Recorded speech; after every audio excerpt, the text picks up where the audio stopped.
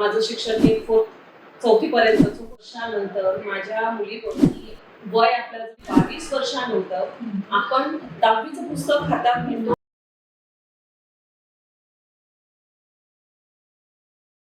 नमस्कार मित्रांनो, मी आहे Asha Sonawane, founder of Yakshagana institute and art. आपल्या लाईफमध्ये आपण जेव्हा काम करतो आणि आपल्या कामामध्ये आपल्याला पुढे जाण्यासाठी नेहमीच एखादं मोटिवेशन हवं असतं आणि ते मोटिवेशन आपल्याला आपल्या लाईफमध्ये नेहमी फॉरवर्ड करत असतं. आपल्या लाईफमध्ये पुढे अडचणी आल्या त्या ओव्हरकम कशा करायच्या किंवा एखाद्याची सक्सेस स्टोरी आपण ऐकतो, त्याच्यातून आपण खूप काही शिकत असतो आणि खूप काही घेत असतो आपल्या लाईफसाठी. सो अशाच सक्सेस स्टोरीज मी तुमच्यासाठी घेऊन येणार आहे. एक नवीन आपल्या प्लॅटफॉर्मवर ज्याचं नाव आहे यशोगाथा विथ आशा. हे पॉडकास्ट चॅनल आपण सुरू करतोय आणि त्या पॉडकास्ट चॅनलमध्ये आज परत तुमच्यासाठी मी एक नवीन कथा ती आहे आपली फ्रेंड मनीषा पाटीलची. तर नमस्कार Manisha Patil ma'am. Actually ma'am म्हणण्यापेक्षा मी माझी मैत्रीण आहेच, तर त्याच्यामुळे आपण मनीषा या महिन्यात जाऊया. सो मनीषा, थोडं आम्हाला आमच्या सगळ्या प्रेक्षकांना तू तुझ्याबद्दल थोडक्यात सांगशील, तुझा परिचय. नमस्कार, मी मनीषा पाटील. माझ्या बुटीकचे नाव आहे मनीषास क्रिएशन. माझ्या बुटीकला मी माझ्या नावाने स्टार्ट केलेलं आहे, त्यामुळे मनीषास क्रिएशन हीच माझी ओळख आणि पुढील परिचय आमच्या दोघांचा संवाद होईल. तर त्याच्यामध्ये बऱ्याचशा गोष्टी आमच्या तुमच्यापर्यंत किंवा तुम्ही आमच्यापर्यंत यावं हा परिचयामध्ये आपण सरळ ताहातला जाणून घेण्यासाठी ऍक्च्युली हा सगळा प्रवास तुला जाणून घेण्यासाठीच आज आपण भेटलो आहोत की तुझ्या आयुष्यामध्ये नेमकं तुझी सुरुवात कशी झाली. ऍक्च्युली तुझी जी स्टोरी ती बऱ्याच महिलांना इन्स्पायर करेल, म्हणूनच आपण तुला या प्लॅटफॉर्मवर इन्व्हाइट केलेलं आहे की खूप साऱ्या महिला असतात ज्या लाईफमध्ये छोट्या छोट्या गोष्टींमध्ये स्टक होतात, बट तिथून त्या पुढे जाण्यासाठी नक्कीच तुझी स्टोरी त्यांना नक्कीच हेल्प करेल. कारण तुझी सुरुवात ही खरोखर एक प्रेरणा देणारी स्टोरी खूप साऱ्या महिलांना. सो तुझं जे मनीषास क्रिएशन तू क्रिएट केलंय, पण तुझं शिक्षण झाल्यानंतर बऱ्याचशा गॅपनंतर तू परत तुझं एज्युकेशन सुरू केलं. सो तुला मला शिक्षण पुन्हा सुरू करायचं हे तुला कसं वाटलं, म्हणजे कसं सुचतं? पहिले तर मी अगोदर आशा मॅडम म्हणजे माझी मैत्रीणच आशा, जसं तू. तर मी एकच अगोदर तर तुझे आभार की आज तू ही संधी प्रत्येक महिलांना तू देत आहे. ती एक खूप चांगली मोलाची संधी आहे प्रत्येक महिलासाठी, आपली एक स्वतःची ओळख जगासमोर आणण्याची. शिक्षणाची सुरुवात मला आवड अशी याच्यामुळे लागली की लग्नाच्या 22 वर्षानंतर मला वाटले की आपण कुठेतरी शिक्षण हवं. म्हणजे मला ते शिक्षण खंत नाही कमी सांगण्यामध्ये की माझं शिक्षण हे चौथी पर्यंतचं होतं. त्यानंतर मी 22 वर्षानंतर माझ्या मुलीबरोबर 10वीची एक्झाम दिली आणि मग तिथून माझी सुरुवात झाली की शिक्षणाचं जे महत्त्व असतं ते आपण जोपर्यंत तिथपर्यंत जात नाही तोपर्यंत आपल्याला ते कळत नाही. आणि ज्या समाजात आपण वावरतो, काम जरी येत असेल पण तिथं एक पेपर फार गरजेचा असतो. त्याच्यासाठी शिक्षण करणं मला फार गरजेचं वाटलं आणि मग मी माझी सुरुवात माझ्या मुलगी 10वीला असताना मी पण 10वीला 17 नंबरचा फॉर्म भरून मी 10वी पास झाली. अरे किती सुंदर. म्हणजे आपल्याला सगळ्यांना वाटत असतं की एज्युकेशन खूप इम्पॉर्टंट आहे, पण तुझा एज्युकेशन बॅकग्राऊंड एवढा कमी असताना पण सगळ्यात महत्वाचं असतं जिद्द. आणि तो थॉट आतून येणं की मला शिकायचंय, मला काहीतरी करायचंय. बरोबर, तू फक्त 4थी पास होती, त्याच्यानंतर तू तुझ्या मुलीसोबत 10वीची परीक्षा दिली. म्हणजे किती छान गोष्ट आहे की तुला तो थॉट आला आणि तू त्याला ऍक्शन्स मध्ये आणला. नाहीतर विचार कसा असतो ना, आपल्याला विचार येतात पण आपण नॉर्मली काय होतं ना, विचार येतात पण ते विचारातच राहून जातात.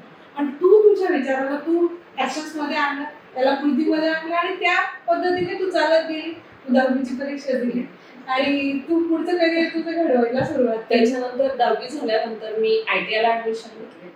तिथं पण माझा प्रवास तसाच की एक 10वी पास झाल्यानंतर मला जो आनंद मिळाला की एज्युकेशन किती महत्वाचं आहे ते जेव्हा मला कळालं, मग करायचं काय, तर मग मी ITI ला ऍडमिशन घेतली आणि मग मी फॅशन डिझायनिंगचा कोर्स केला 1 वर्षाचा आणि मग जर्नी तिथून छान स्टार्ट झाली. म्हणजे बऱ्याच बायकांना असं वाटत असेल की आपलं शिक्षण कमी आहे आपण काय करू शकतो. कदाचित खूप सारं शिक्षणामुळे माझं शिक्षण कमी म्हणून स्वतःला मागे खेचून घेतात, पण त्यांच्यासाठी ही खूप सुंदर गोष्ट आहे की तुमचं शिक्षण जेवढंही असेल जसंही असेल तुम्हाला फक्त हवी जिद्द, सुरुवात करायची. तुम्ही सुरुवात केव्हाही कशी आणि कुठेही करू शकता. सो ही खूप छान गोष्ट आज आपल्या प्रेक्षकांना समजणार आहे. ओके, परत शिक्षण मी सुरू केलं, पण शिक्षण सुरू करत असताना मी शिवण कामाचंच किंवा हीच फील्ड घ्यावी हे कशामुळे तुम्हाला? अगदी 25 किंवा 30 वर्षापूर्वी मी शिवणकाम हे करत होते. अच्छा. त्याच्यामुळे मला शिवणकामाची आयडिया होती आणि एक माझी फॅशन फॉर्म होती ती.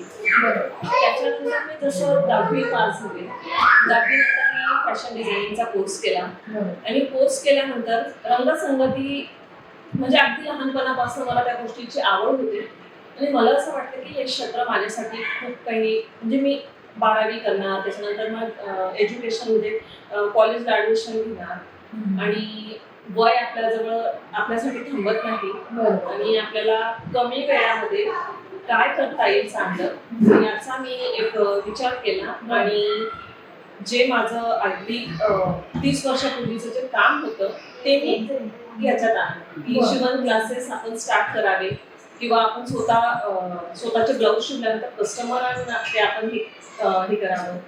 तशी माझी एक सुरुवात झाली की शिवण क्लास माझ्यासाठी हे आताच नाही तर हा अगदी 25-30 वर्षापासूनचं ते माझं काम आहे. बरं. म्हणजे ते लहानपणापासून तुझ्याकडे रुजलेलं होतं, फक्त तू तुझं जो काम होतं त्याला पॉलिश करून त्याला फॅशन मध्ये कन्वर्ट केलं तू. बरोबर. आता बघ, नॉर्मली एज्युकेशन जेव्हा घेतात ते आणि लग्नानंतर एवढ्या वर्षानंतर मुलं झाल्यानंतर एज्युकेशन घेणं म्हणजे खरोखर खूप टफ असतं. तर तो एक्सपिरियन्स तुझा कसा होता की ती एज्युकेशन घेण्याचा एक्सपिरियन्स कसा होता? तो आनंदमयी पण होता आणि थोडा त्रासदायक पण होता.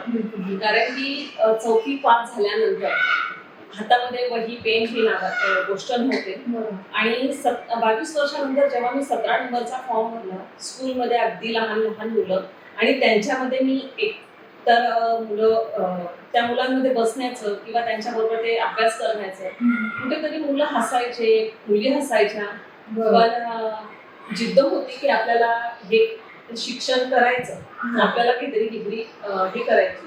तर त्या अडचणी खूप आल्या. हसणारे तर हसतच असतात, बरोबर. पण मला ते शिकायचं होतं कारण की मला काय पाहिजे होतं आणि मला काय करायचं होतं हा माझा ध्येय अगदी क्लिअर होता. त्याच्यामुळे मला कोण काय बोलेल आणि कोण माझ्याबद्दल हसणार त्याच्याशी मला काही घेणं देणं. बरोबर. तर अडचणी त्या आल्या. त्याच्यानंतर वाचनाची सुरुवात, कारण की जे 4थी-5वी मध्ये आपण बाराखडी शिकतो आणि त्याच्यानंतर अगदी 22 वर्षानंतर आपण 10वीचं पुस्तक हातात घेतो तर ते वाचायला लँग्वेजचा बरोबर. सगळ्याच गोष्टींचा खूप म्हणजे आपण जसं गणिताचा विषय घेतला तर आपल्याला प्लस आणि मायनस ह्या 2 गोष्टी आपण 4थीपर्यंत शिकलेलो आलो. पण त्याच्यानंतरची जी जर्नी असते शिक्षणाची, मल्टिप्लाय असतात, भागाकार असतात, ह्या गोष्टींची काही देणं घेणं नव्हतं मला आणि 10वी मध्ये मला त्या गोष्टींना खूप त्रास झाला आणि याच्यासाठी मला माझ्या मुलांनी खूप मदत केली. खरोखर म्हणजे आपली जेव्हा सुरुवात असते ना, ऍक्च्युली आपण शाळेत जात असतो ना, आपणच आपले सोबती असतो, आपले मित्र मैत्रिणी असतात, पण लग्नानंतरचं एज्युकेशन आणि त्याच्यामध्ये आपल्या मुलांची साथ जेव्हा आपल्याला मिळते ना, आपला उत्साह अजून वाढतो आणि आपल्याला वाटतं पण की आपण करेक्ट ट्रॅकवर करेक्ट जातोय. म्हणजे मी जेव्हा अभ्यास करायला बसायचे तर त्रास व्हायचा मला, कारण की ते शब्द कधी मी त्या शब्दांशी खेळलेली नव्हती, त्यांच्याबद्दल मला काही म्हणजे परिचयच नव्हता त्या पुस्तकांचा आणि मी काम करायला लागून जायचे आणि माझी पुस्तकं मी बाजूला ठेवून जायचे. पण माझी मुलं मला कंटिन्यू की तू आम्हाला कशी अभ्यासाला सांगते आणि तू का नाही करत. तर माझी मुलं सरळ मला ते पुढे घेऊन बसायची की चल बाई तू पण बस आणि आम्ही पण बसतो. तर तो प्रवास खूप छान झाला माझा. मुलं पण शिकले आणि म्हणजे थोडक्यात म्हणायला हरकत नाही की तुझ्या मुलांनी तुझा अभ्यास घेतला आणि तुला शिकण्यासाठी मदत. बरोबर.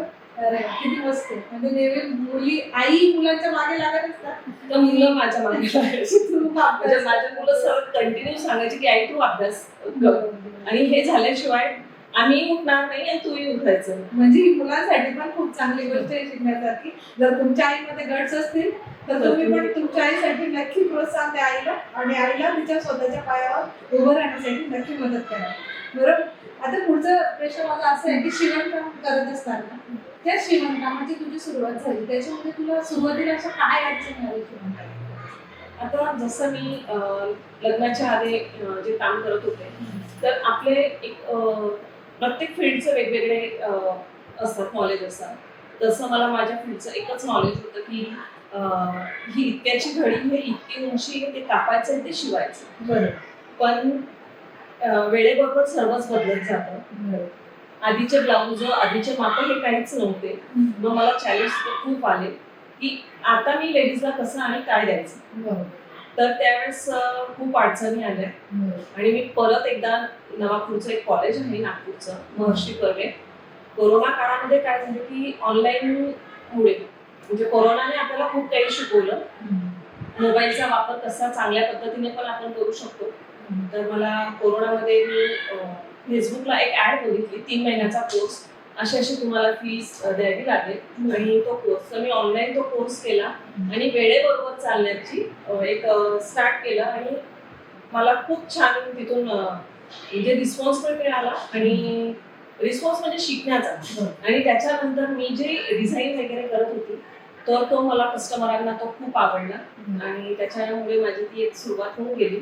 अडचणी आल्या त्याच्यामध्ये पण कारण की नेटचा प्रॉब्लेम मोबाईलचा प्रॉब्लेम त्यांच्या वेळेला आपण अवेलेबल असणं या सगळ्या गोष्टींची आली अडचण. परत जे मेजरमेंट असतात की आपण इंचवर शिकवतो तर मला तिथं सेंटीमीटरवर शिकवले जात होते. तेव्हा मला खूप अडचणी आल्या.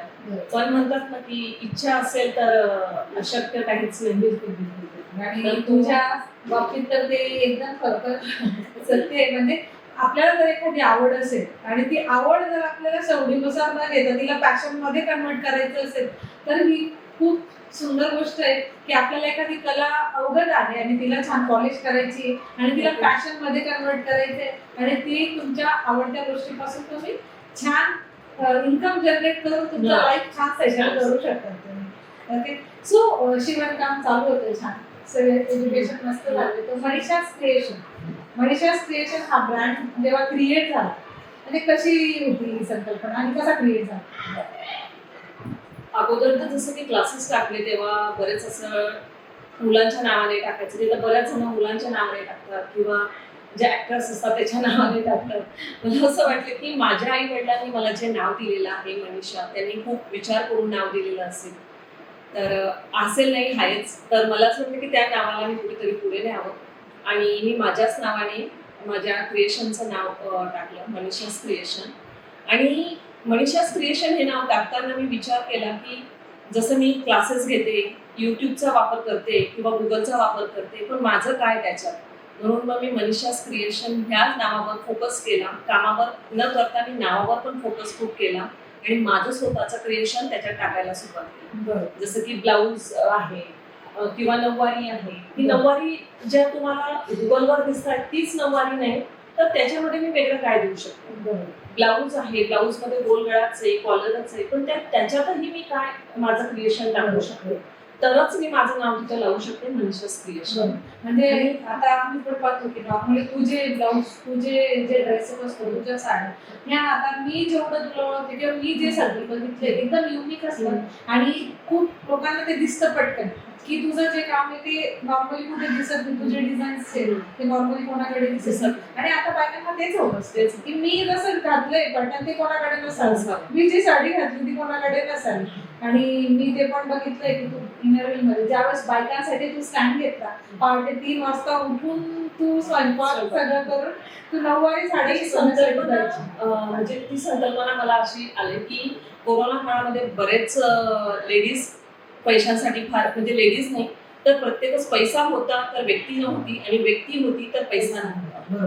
मग मला असं वाटलं की मी काय देऊ शकते. मी एका लेडीजला जर एका महिन्याचा किराणा घेऊन देईल तर ते दुसऱ्या महिन्यात कुठे जाणार.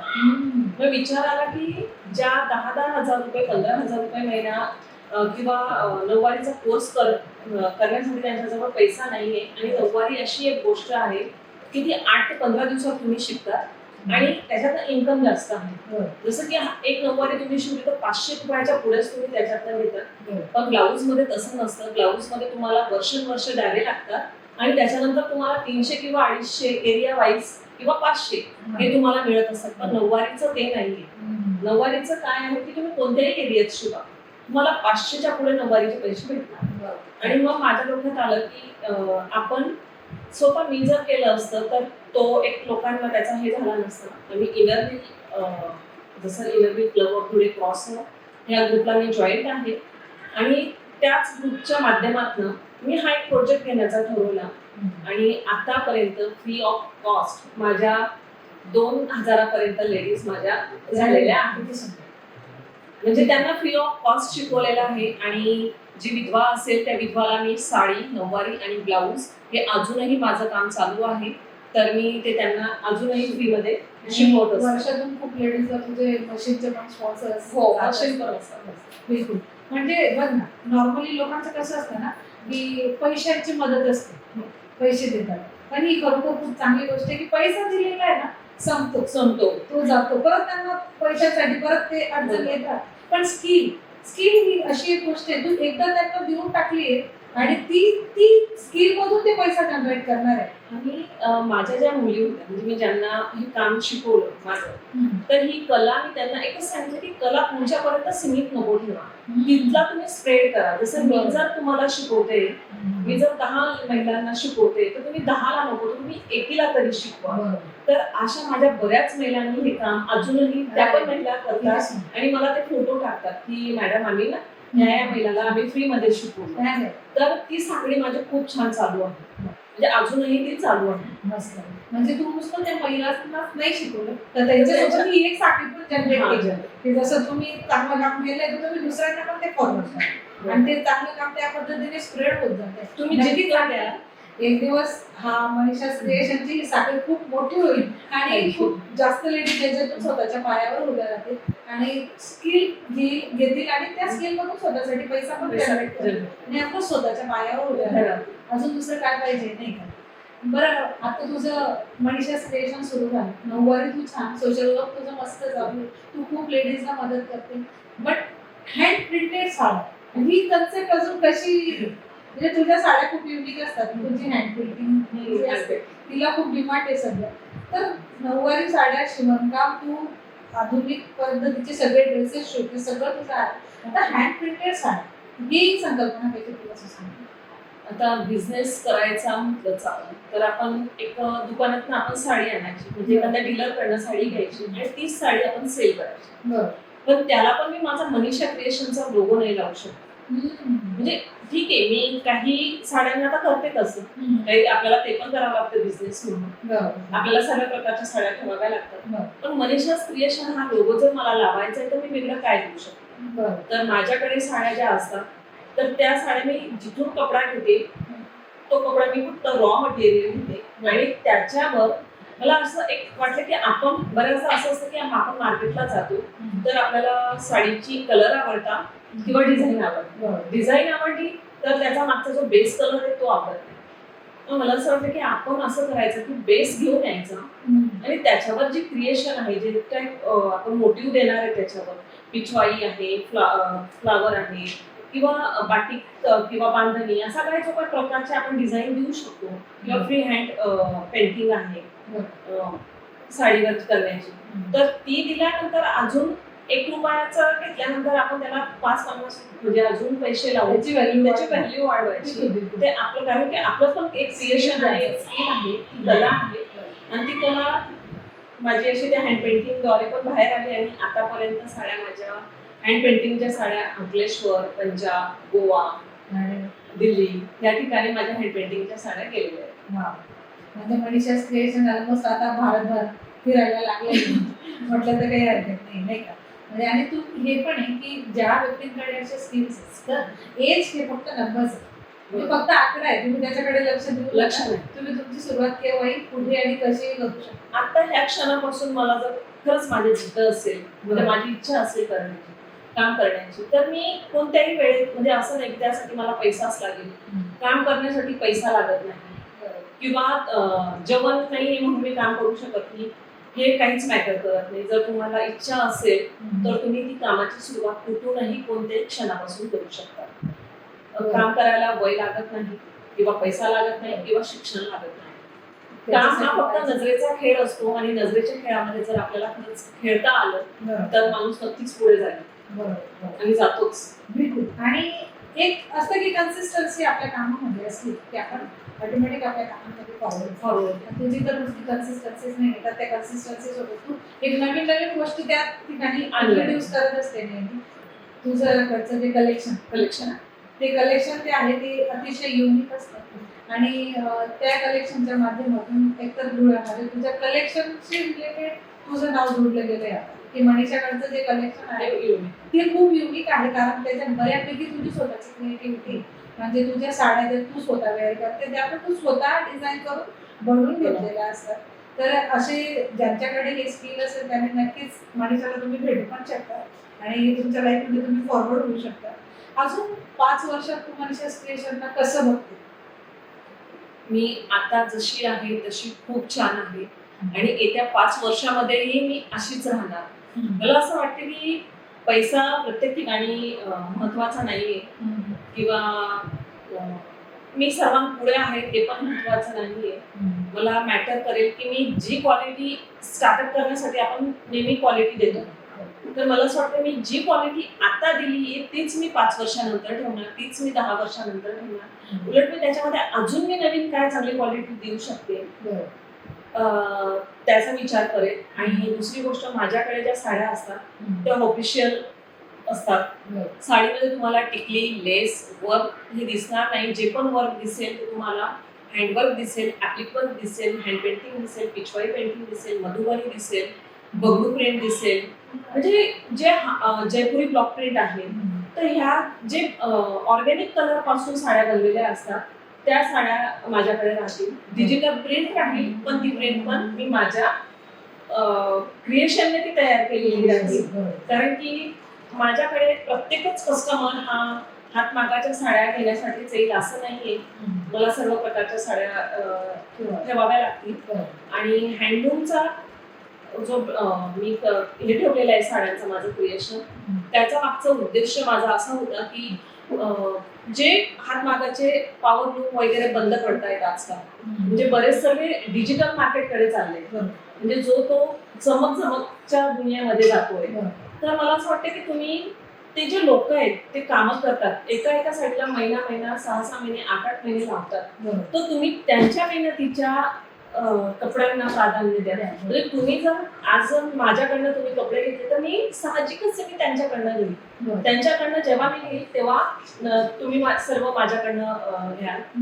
पण त्या पैशांमधनं आज माझं पण एक समाधान आहे, तुम्ही पण समाधानी आहात की तुम्हाला ऑर्गॅनिक कलरच्या साड्या वगैरे मिळत आहेत आणि आपल्यापेक्षा जे लोक कामं करतायत त्यांची फॅमिली त्याच्यावर डिपेंड आहे. कारण की कला ही एक कला खूप कमी होत जाते तर आपण त्या कलेला जतन करायला पाहिजे. जे खरं आहे ते खरंच आहे. आपण ती कला जर त्यांची जपली तर मला असं वाटतं अजून चांगलं.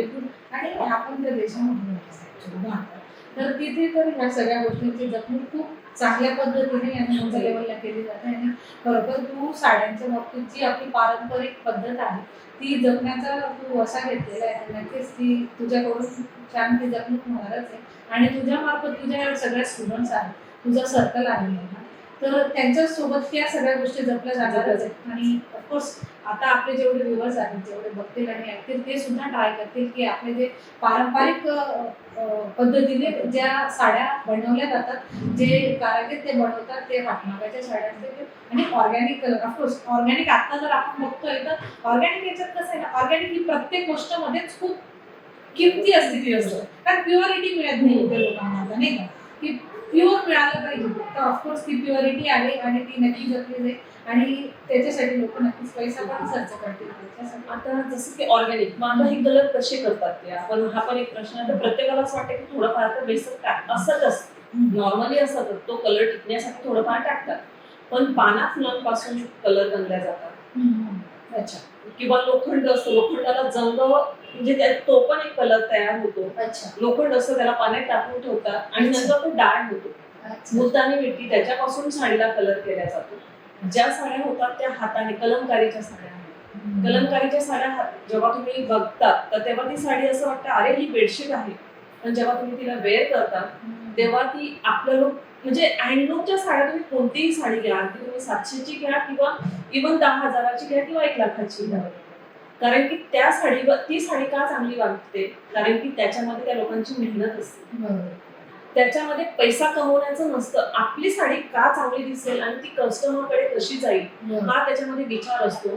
आणि ज्या आपण म्हणजे मी आता असं हे नाही घेत कोणाचं की कोणी याची साडी विकतं किंवा त्याची साडी विकतं, ज्या डुप्लिकेट साड्या आहेत तर ते फक्त काय असतं त्याच्यामध्ये की मी ही 5 रुपयाची वस्तू आली आणि ही मला 10 रुपयाला विकायची, त्याच्यात त्या कपड्यांमध्ये ना ते विचार तसेच असतात. म्हणजे पॉझिटिव्ह आणि निगेटिव्ह ह्या गोष्टी मी मानते खूप. तर ज्या साड्या आपण बनवल्या जातात म्हणजे बनल्या जातात तर ते लोक मेहनत करतात की माझी साडी कशी सेल होईल, त्यांचे कंटिन्यू विचार त्याच्यात असतात. आणि म्हणून ती साडी अंगावर जेव्हा तुम्ही वेअर करता तर ती साडीचा रंग आहे ना त्याच्यामध्ये त्या लोकांची मेहनत दिसते, म्हणजे त्याच्यामध्ये तुम्हाला काही केमिकल नसतं म्हणून ती रिअल दिसते. आता मी जी साडी वेअर केलेली आहे ती ऍप्लिक कोटा आहे. आता ह्या साडीचं जर तुम्ही वैशिष्ट्य पाहिलं तर ही साडी प्युअर कोटा आहे, पण कोट्यावर आपण आता रंग देतो, जसं डिजिटल प्रिंट आहे किंवा लेस आहे किंवा एखादी पॅच लावतो. तर ह्या साडीवर त्याच कलरचा कपडा घेऊन त्या कपड्याला डिझाईन करून ती आपण मशीनने पॅक केली. म्हणजे असं नाहीये की साडीमध्ये फक्त काठपदरची साडी असेल तर तीच चांगली असेल किंवा लेस असेल तरच चांगली दिसेल. तुम्ही त्यातल्या त्यात काय क्रिएशन देऊ शकता, त्यातल्या त्यात काय डिझाईन देऊ शकता.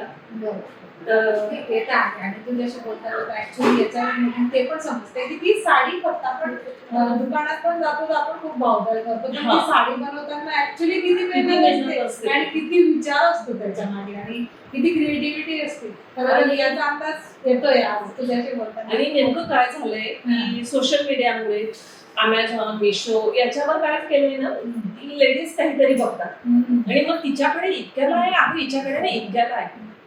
आता तसं जर पाहिलं तर आपण म्हणजे बरेचसे नेकलेस आहेत. आता नीता अंबानी जी आहे त्यांचा नेकलेस आपण कधी आता मार्केटमध्ये पाहिलं तर त्याची किंमत किती आहे, पण त्याच्या कॉपीज बनतात अगदी 150-100 रुपयाला आपल्याला कशी डुप्लिकेट कॉपी मिळते, पण तो एक ब्रँड असतो.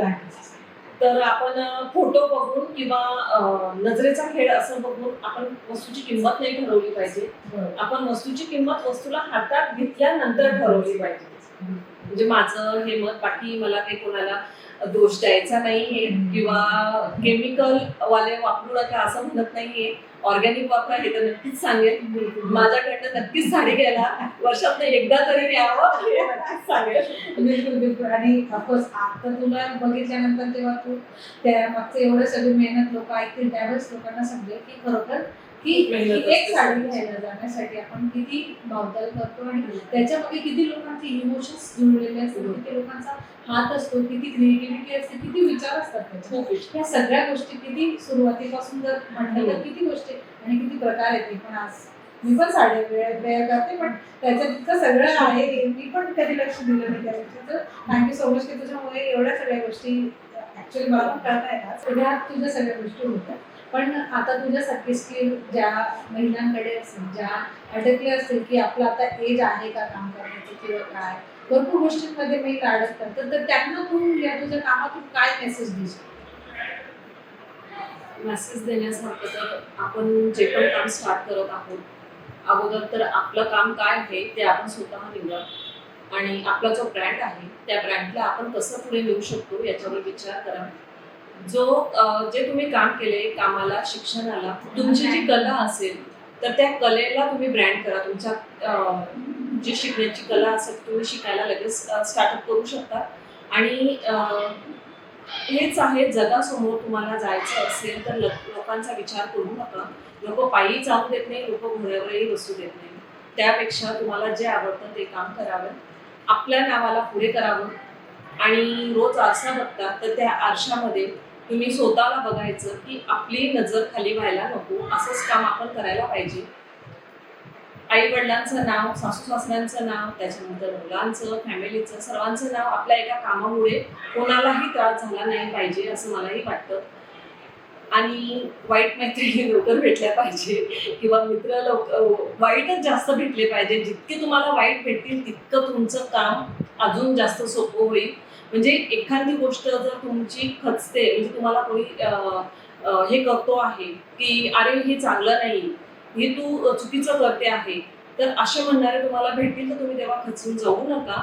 जर तुम्ही प्रामाणिक असाल तर तुम्ही त्याच्यावर ठाम राहा, काम करायला पुढे सतत पाऊल तुम्ही टाकत राहा आणि जे आहात ते लोकांसमोर जा. बस मी बाकी तर काही जास्त सांगू नाही शकत. म्हणजे जे आपण कोणतंही काम करतो ना तर त्या कामाला सुरुवात करायला वेळ, वय, शिक्षण आणि पैसा लागत नाही. काम करताना तुम्हाला फक्त तुमची स्वतःची जिद्द, फक्त तुम्ही एक पाऊल टाका. एक पाऊल टाकला की दुसरा पाऊल तुमचा आपोआप पुढे जाईल. आणि त्रास झालाच पाहिजे. प्रत्येक कामाची सुरुवात करताना त्रास झालेला काम कधीही चांगलं, कारण की ज्या कामाला त्रास होत नाही ते काम आपल्या जास्त दिवस टिकत नाही, कारण की त्याच्यात आपल्याला अनुभव आलेलेच नसतात. आणि जेव्हा आपल्याला त्रास होतो तर तो एक त्रास झालेला आपल्याला दुसरा पाऊल टाकताना आपल्याला आठवण करून देतो की अरे मला मागच्या वेळेस मी हा पाऊल टाकला होता तर मला त्रास झाला होता. म्हणजे आपण परत शिकत राहतो. तर एकच असते की कोणतीही काम जर त्रासदायक असेल तर तो नक्कीच सक्सेस होतो, आरामदायी असेल तो सक्सेस होत नाही. आणि बिलकुल, म्हणजे तुला याच्यातून हे वाटतं की निंदकाचे घर चाले शेजारी असायलाच पाहिजे. ते असायला पाहिजे, कारण की त्या लोक आपल्यामध्ये ज्या कमी आहेत तर त्यांना पॉलिश करतात. ऍक्च्युली ते पॉलिश करतात की त्याच्यामध्ये काय काय कमी आहे ते तुम्हाला दाखवून देतात, मग तुम्ही त्याच्यावर काम करता. म्हणजे जे आपल्याला बोलणारे असतात ना तेच आपल्याला खरं तर पुढे करणारे असतात, कारण की त्यांच्यामुळेच आपण एक पाऊल पुढे टाकत असतो आणि शिकत असतो. अरे हा असा बोलले ना, ती काय बोलते आणि कसं बोलते त्याच्याकडे लक्ष न देता तुम्हाला काय करायचंय ते तुम्ही बघा. आणि बाकी रस्ते एक पाऊल टाकल्या, एक जशी पायरीवर पाय ठेवला तर दुसरी पण पायरी आपल्याला मिळतेच. आणि दुसरी तिसरी केव्हाही आपण म्हणजे जशी जशी पायरी चढतो त्रास तसा तसा वाढतो, आणि जसा त्रास वाढतो तसे सक्सेस तुमच्याजवळ येतात. मी माझ्या जसं प्रेरणादायी मी इंद्रा नुईचं पुस्तक वाचलं आहे. त्याच्यामध्ये ना त्यांनी पेप्सिको कंपनीच्या CEO, तर त्यांचं एक वाक्य मला खूप मनाला भेटतं की तुम्ही जसं आहात तसं तुम्ही लोकांसमोर प्रेझेंट करा. म्हणजे आहात का, म्हणजे मनात आहे काही आणि दाखवत आहे काही तर ते करू नका. जसं आहे तसं तुम्ही लोकांसमोर जा. आणि बरेचसे आपण पाहिलेलं आहे की कितीतरी महिलांनी कामं करण्याची सुरुवात केली आहे, त्यांना खेचणारे पण भरपूर आहे. फक्त ठाम राहायला शिका, चांगलं काम करायला शिकावं आणि आपल्या नजरेमध्ये आपणच नाही उतरलं पाहिजे. हे एक काम आपण सर्वात आधी करायला पाहिजे. कामाची सुरुवात करणं तर महत्वाचं आहे, ऑफकोर्स सुरुवात तर करायची, पण त्या कामामध्ये सातत्य टिकवणे खूप महत्वाचं आहे. कन्सिस्टन्सी खूप महत्वाची, की तुम्ही काम सुरू केलंय ना तर त्याला पुढे घेऊन जा आणि अडचणी येत राहतात. जसं आपण आता ह्या ज्या तुम्ही म्हणजे जी सिरियल चालू केली नवरात्रीपासून, तर सकाळी उठल्याबरोबर आरशामध्ये बघा आणि आपल्यामध्ये दुर्गा, काली यांना पण तुम्ही बाहेर आणा. म्हणजे एखादी जर अत्याचार करत असेल तर तुम्ही तो पण सहन नको करा. देवी म्हणून कधीतरी कालिका पण व्हा, दुर्गा पण व्हा.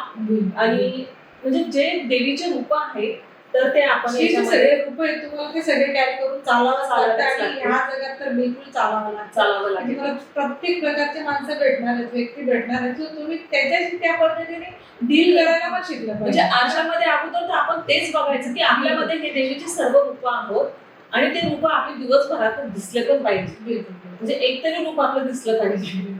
आणि तुझी कथा आहे ना नक्कीच खूप साऱ्या बायकांना आहे ना फॉरवर्ड करणारी आहे आणि नक्कीच ते त्याच्यातून खूप प्रेरणा पण घेणार आहे, खूप शिकणार पण आहे.